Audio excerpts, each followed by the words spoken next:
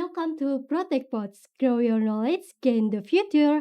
Oke, kembali lagi di Protect Pods dengan saya, Alima, dari HPT Angkatan 2022 yang akan menjadi podcaster pada podcast kali ini dengan membawa topik yang menarik banget nih, yang kerap jadi pembicaraan lah di seluruh dunia. Oke, dengan topik realistis atau idealis aplikasi pestisida. Oke, halo Plant Protectors. Apa kabar nih? Kembali lagi dengan Protect Pods, dengan podcast proteksi yang penuh inspirasi dengan narasumber yang keren-keren tentunya. Pada episode kali ini kita punya tamu yang spesial nih. Tamu kali ini pastinya udah berpengalaman banget di dunia per-HPT-an loh Plant Protector.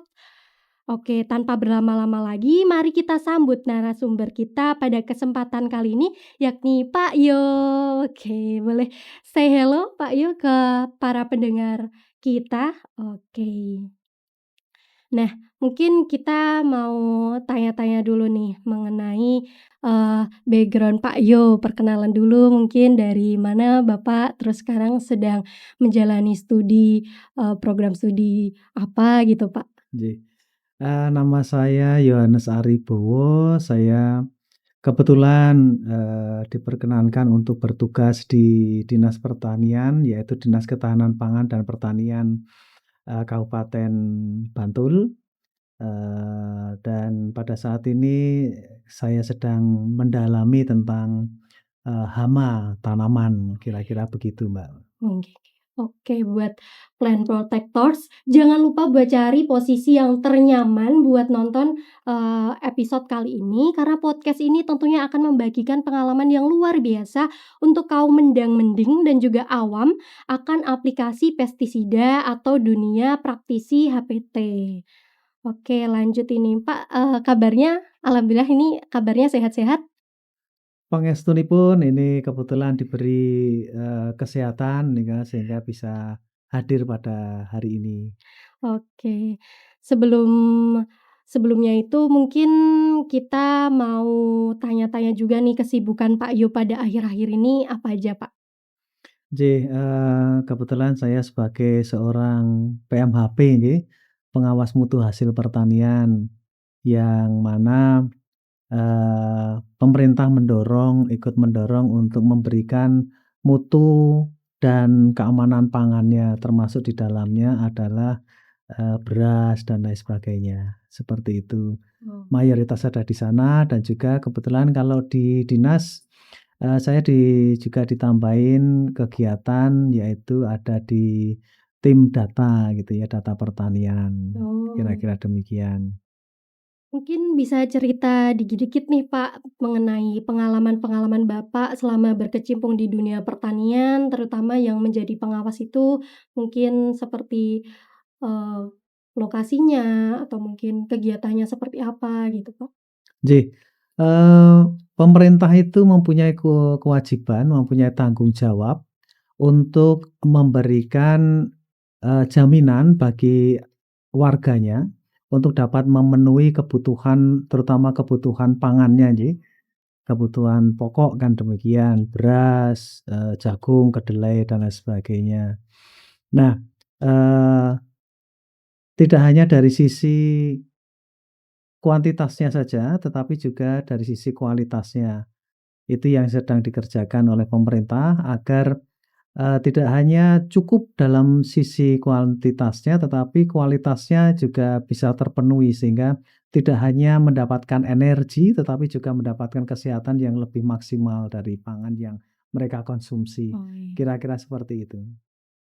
Oke, baik-baik. Luar biasa ya, Bapak. Mungkin, apakah alasan ini juga dari Bapak sampai akhirnya melanjutkan studi di S2 ini di Fakultas Pertanian, terutama di Departemen Proteksi Tanaman ini, Pak? Jadi salah satu yang membuat saya tertarik lebih menika karena memang, faktor keamanan pangan terutama dari bahan pokok, beras katakanlah demikian dan yang lainnya menika, pada saat ini, eee, kualitasnya memang sangat tergantung dari perilaku-perilaku bagaimana kita membudidayakan yang ada di sana dan ternyata memang kita masih mendapati beberapa komoditas kita memang masih banyak, ada kandungan-kandungan residu yang mana kandungan residu itu sekiranya, bisa mempengaruhi kesehatan kita. Nah, ini yang menjadi, bahan pertimbangan bagi saya untuk, bisa melanjutkan studi tersebut. Hmm. Oke, mungkin buat teman-teman Plant Protectors yang masih asing dengan istilah PHT, mungkin jangan lupa untuk, stay tune di episode kali ini.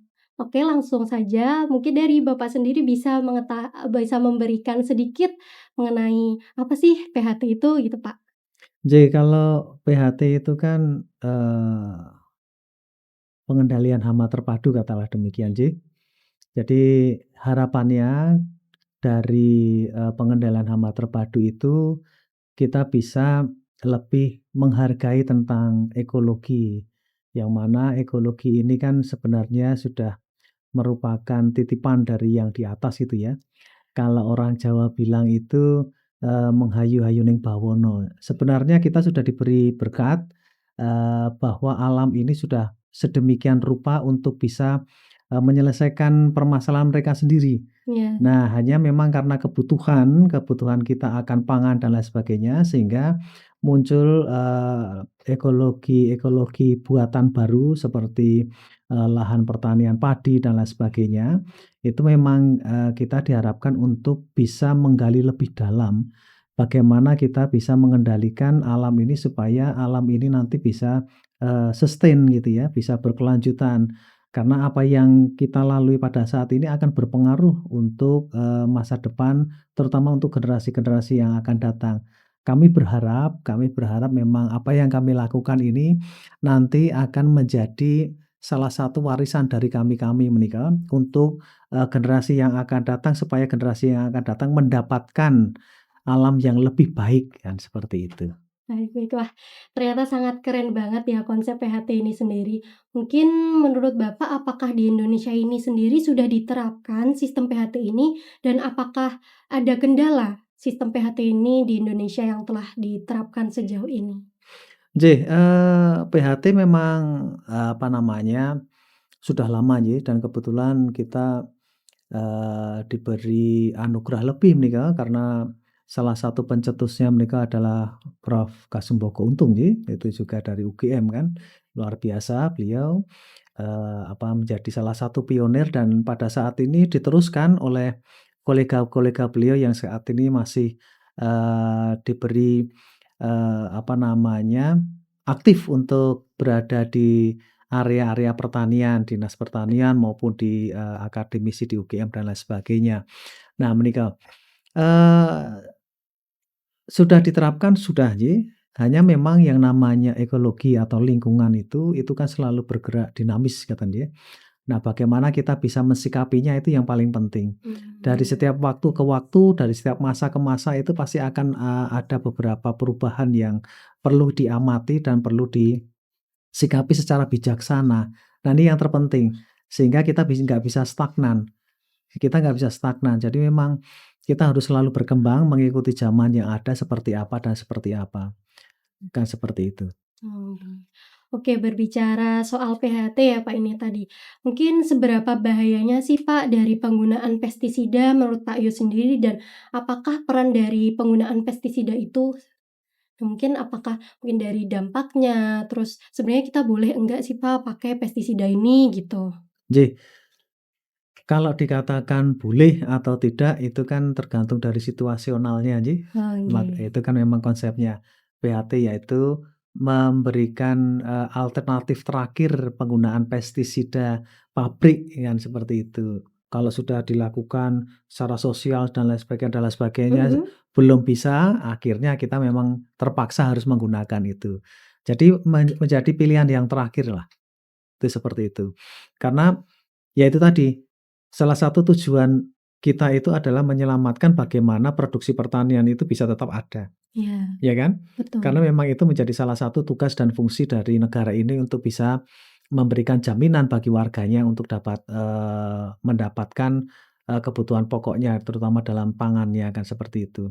Salah satunya itu kan kenapa kok begitu, karena memang, pangan itu strategi pangan sekarang ini, merupakan salah satu dari, penentu sebuah negara itu kuat atau tidak, kan Mmm, gitu. iya Jadi betul. kalau kita lemah dalam, menjaga kebutuhan atau menjaga stok dari pangan, itu negara juga akan menjadi lemah, kan seperti itu.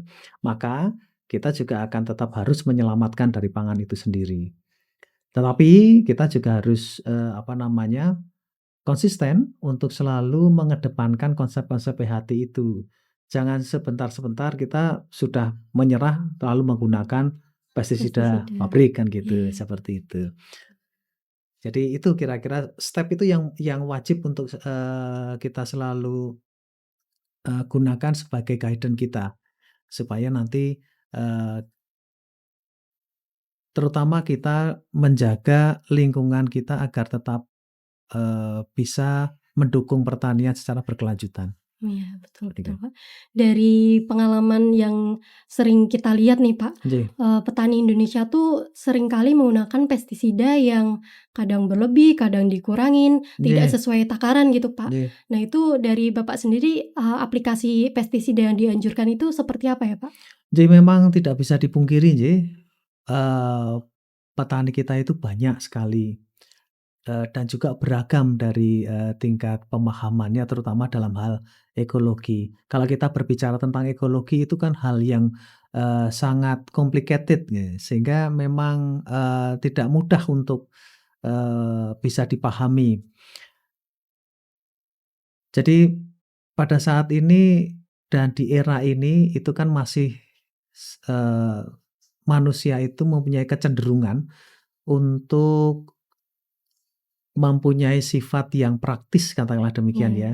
Kalau, nyari obat untuk hama katakanlah demikian, itu maunya itu kan yang, sekali aplikasi langsung mempunyai dampak kan gitu. Kalau istilah Jawanya cespleng kan gitu ya. iya, Sekali aplikasi sudah selesai, maunya kan seperti itu. Sementara kalau kita berbicara tentang, ekologi, sistem yang ada di sana, bagaimana mereka melalui proses-proses dan lain sebagainya, itu sepertinya tidak seperti itu. Jadi sebuah proses di mana, hama itu mempunyai sistemnya mereka sendiri dan itu bisa kita kendalikan, itu kan tidak serta-merta semudah kita membalikkan tangan, secepat kita membalikkan tangan juga kan gitu. Membutuhkan proses, membutuhkan proses. Nah ini yang biasanya, kita tidak sabar, kita tidak tapi saya paham persis bagaimana katakanlah petani-petani, petani-petani katakanlah bawang merah. Petani bawang merah dia menghadapi hama ataupun penyakit. Bawang merah itu kan, cuman budidayanya cuman 2 bulan ya, 2 iya, bulan. Pada masa-masa tertentu dia akan kritis gitu. Nah pada saat kritis ini kalau bawang merahnya terserang hama, waktunya juga akan pendek, maka dia pasti juga akan, mencari solusi yang cepat juga kan gitu. Nah solusi yang cepat ini bisa didapatkan hanya pada, pestisida-pestisida yang dari pabrik kan pabrik, seperti iya. itu. Nah ini, kita memang masih bisa kalau saya pribadi masih bisa, mengertilah kenapa kok mereka seperti itu. Karena kalau tidak dilakukan aplikasi seperti itu, eee, mereka juga akan kehilangan panennya kan gitu. Sementara dia sudah, eee, mengeluarkan modal yang begitu besar untuk Iya, budidayanya. Nah ini kan risiko, iya risiko betul. bagi mereka seperti itu. Nah, beberapa hal ini hanya salah satu situasi yang dihadapi. Selain, pemahaman itu sendiri.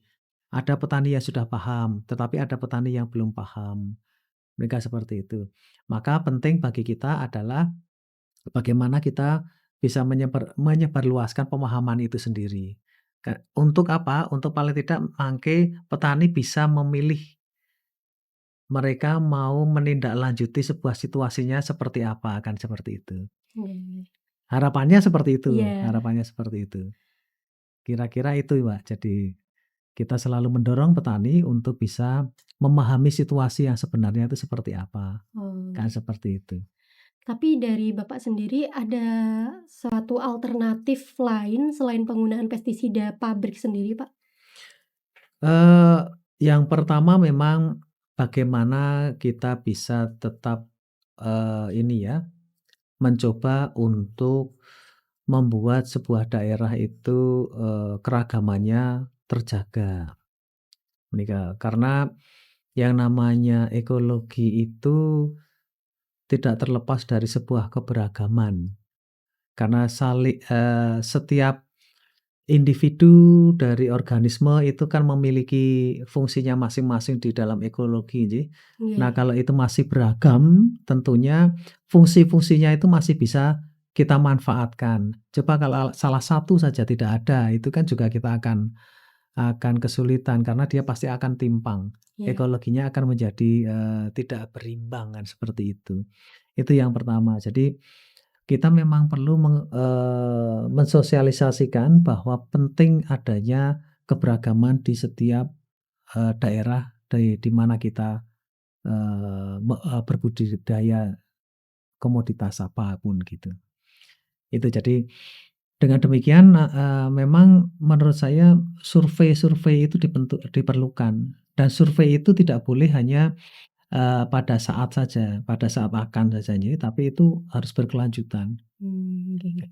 Mengingat, kalau yang di tempat kami menikah, di wilayah kerja kami menikah, ada pola tanam. Nah, kalau pola tanam itu kan selalu berbeda-beda. Iya. Nah, selalu berbeda dari padi, nanti masuk ke palawijanya apa kan gitu, palawijanya nanti bisa kacang atau bahkan bisa masuk ke sayuran. Nah, itu kan akan membentuk, sebuah sistem ekologi yang baru toh, perubahan-perubahan seperti itu. Nah, ini kita tetap ada baiknya kita melakukan survei-survei. Pada saat padi itu kira-kira, keberagamannya seperti apa, pada saat, nanti berubah ke palawija nanti keberagamannya seperti apa, kan seperti itu. Ini harus kita selalu selalu kita cek harusnya kan seperti itu. Nah, kalau sudah demikian nanti kita bisa tahu bahwa, oh ini ada potensi ini nanti Oh, untuk iya. menjadi hama. Oh ini tidak ada potensi karena kan memang populasinya dikit nggak masalah kan gitu. Nah, kalau memang ada potensi, nanti, kita perlu ngapain kan kita, sikap kita apa kan, pilihan sikap kita seperti apa. Kita kurangi makanannya supaya populasinya turun atau Iya. bagaimana kan seperti itu. Oh, Pilihannya kan seperti itu. iya.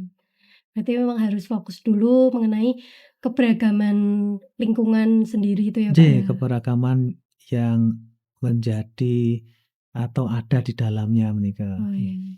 Dan pemantauan rutin. Itu paling penting. Oh, Jadi iya itu iya. paling penting. Oke, nggih nggih. Terus mungkin menurut Pak Yo sendiri, bisakah ke depannya Indonesia menerapkan pertanian yang sehat dan bebas dari residu pestisida? Kami sangat berharap. Kami mencoba di beberapa tempat ternyata hasilnya bagus. Artinya kemungkinan besar Indonesia memiliki peluang untuk hal itu. Mmm, Keyakinan itu, selalu harus kita pupuk. Jadi tadi, karena memang dari dulu itu kan kita sudah punya konsep itu menghayu-hayu ning bawana itu ya seperti nggih. itu. Itu kan sudah dari nenek moyang kita. Nah, saya yakin bahwa itu juga bisa terjadi pada saat ini, kan seperti itu. Kalau saya lihat pun, apa namanya, katakanlah di UGM gitu ya, di Nggih, UGM ini yang masuk di pertanian dan di, proteksi masih banyak tuh. nggih, Nah, masih banyak, di budidayanya juga masih banyak tuh. masih. Nah, itu agen-agen baru kita kan sungguh luar biasa dan jangan lupa nanti, kita punya banyak teknologi yang, akan dapat membantu kita di area itu. Sekarang sudah berkembang dengan AI gitu, Nggih, Artificial betul. Intelligence, IoT kan seperti itu. Ini luar biasa sekarang ini sudah sangat berkembang, dan juga ini kami melihat petani-petani yang ada di wilayah kerja kami menika, itu juga sudah banyak menggunakan teknologi-teknologi seperti Mmm, itu. Artinya di tingkat petani pun sekarang sudah dengan sendirinya dia muncul hal-hal semacam itu. Karena ada dorongan, menggunakan, listrik kan gitu. Nah ini nggih, luar biasa sekarang nih, Kak, seperti itu dan juga jaringan internet kan seperti itu. iya, Ini luar biasa. Saya kira, peluang untuk kita bisa menjadi semakin baik, saya kira masih sangat terbuka luas. iya, setuju, Pak, iya. Betul. Mungkin sebagai penutup dari sharing kita pada episode kali ini, Bapak ada mungkin pesan dari Bapak sendiri untuk pendengar Plant Protectors gitu, mengenai, penggunaan pestisida di lapangan gitu, Pak? J eee, saya mempunyai harapan besar terhadap pertanian ya, karena begini, di Indonesia itu ternyata tidak apa namanya, tidak terlalu bukan tidak terlalu, tapi tidak perlu sampai ke Indonesia lah, di Iya, area tempat saya bekerja yang lingkupnya kabupaten saja, Bantul katakanlah demikian, itu memiliki komoditas-komoditas yang sebenarnya sangat diminati oleh dunia, kan begitu.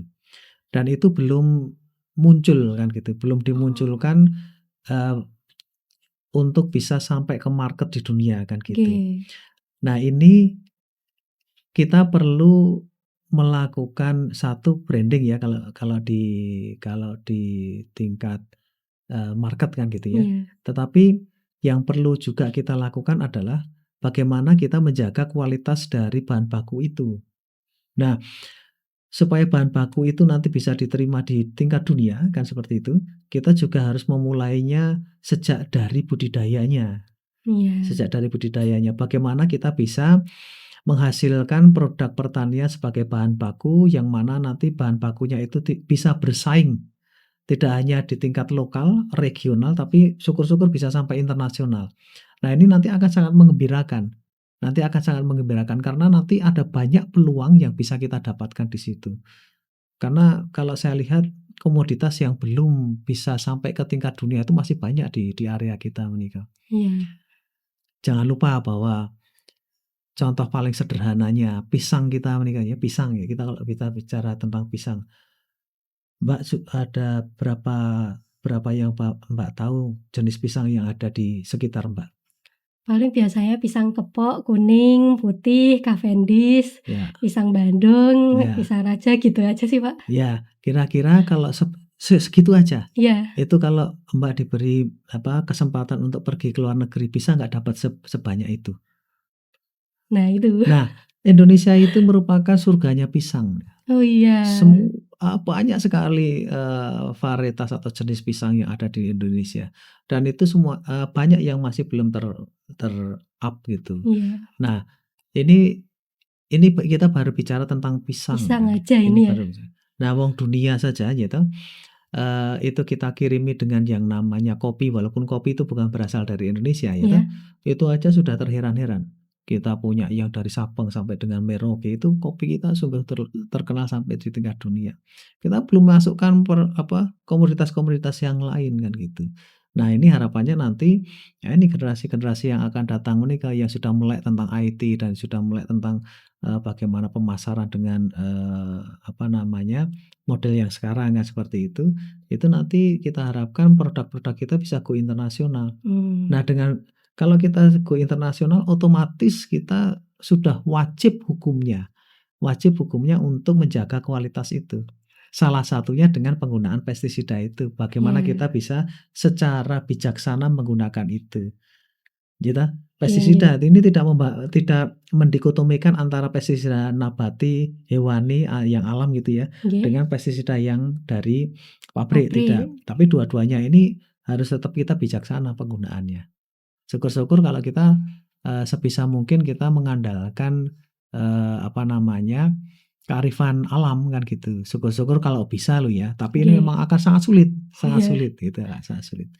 Tapi dengan pemantauan dan lain sebagainya, kita harapkan nanti penggunaan-penggunaan pestisida, apapun pestisidanya itu bisa kita kendalikan. Lebih kita tekan untuk, penggunaannya. nggih, oke.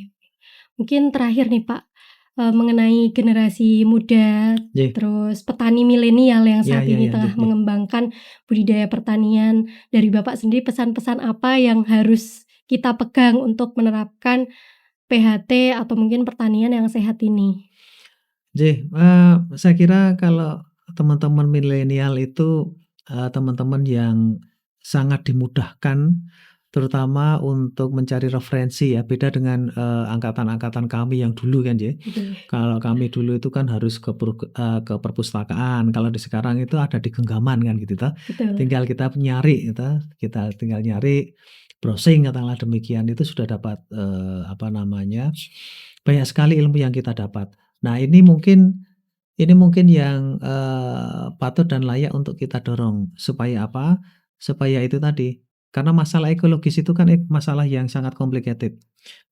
Tapi dengan adanya kemudahan-kemudahan yang, ada pada saat ini, eee, terutama nanti, AI ya, Nggih. itu saya sangat berharap sekali nanti masalah-masalah, organisme yang dapat mengganggu produksi pertanian itu dapat dikendalikan sedini mungkin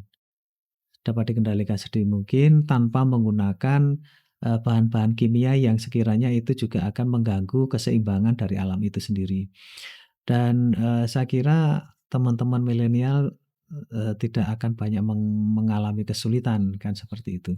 Karena dengan AI pun nanti kan bisa tuh, saya lihat itu sekarang sudah beberapa, foto itu sudah bisa menganalisa serangan apa kan gitu, Iya. butuhnya perlunya apa kan seperti tingkatnya seberapa kan gitu. Nah itu saya kira ini peluang yang sangat menarik plus itu tadi yaitu, pasarnya yang sebenarnya begitu luas. Karena kalau kita berbicara tentang pangan, sampai kapan pun pangan itu tidak akan berubah, selalu dibutuhkan selama manusia itu masih ada kan gitu. Iya. Selama makhluk hidup itu masih ada, pangan itu masih dibutuhkan. Menika beda dengan yang lain kan karena sekarang kita rame-rame mencari, sumber energi terbarukan kan gitu toh. Tapi kalau pangan terbarukan saya kira kok nggak ada ya nggak ada ya, seperti itu. Oke, Nah oke. itu, jadi saya pikir peluangnya itu akan selalu ada dan selalu terbuka. Terutama untuk, pangan yang mempunyai kualitas, mutu, dan keamanan yang tinggi. Oke. Mereka seperti itu. Oke, mungkin menarik banget Nggih, untuk diskusi kali ini nggih, Pak. Dari teman-teman plant protectors juga pasti merasa mendapatkan insight yang bermanfaat bahwa pestisida ini memang, memiliki impact yang atau langsung mematikan hama ya, sasaran ya, Pak. nggih, Namun ya itu, kita harus melakukannya dengan bijaksana, memperhatikan ekologi, keberagaman, dan juga yang paling penting kita harus tetap memantau kondisi lahannya nggih, Pak, nggih. paling Nggih. penting itu. Ya, jadi tunggu apa lagi plant protectors? Siapkah kalian menjadi the next petani milenial bebas residu? Nah, kami tunggu ya. Jadi, teman-teman harus tetap menerapkan PHT dengan baik dan juga bijaksana untuk kedepannya pertanian di Indonesia ini lebih sehat dan juga menghasilkan produksi-produksi yang dapat diperjualbelikan di kancah yang lebih luas, nggih, Pak, nggih. Iya, betul betul. Oke, sebelumnya saya mengucapkan terima kasih kepada Pak Yo atas wawasan dan juga pengalaman yang sangat berharga pada episode kali ini. Obrolan ini tentu memberikan gambaran yang sangat jelas tentang bagaimana aplikasi pestisida dalam menjadi fondasi utama mengurangi kerugian pertanian akibat hama ataupun penyakit, namun tetap harus digunakan secara bijaksana ya Pak nggih. Oke, baik. Jadi untuk plant protectors yang ada di seluruh kancah internasional. Jika Anda memiliki pertanyaan yang lebih lanjut mengenai diskusi kali ini, mengenai topik pestisida, pengaplikasian pestisida, jangan ragu untuk menghubungi kami melalui akun media sosial atau meninggalkan komentar di platform podcast pada episode kali ini.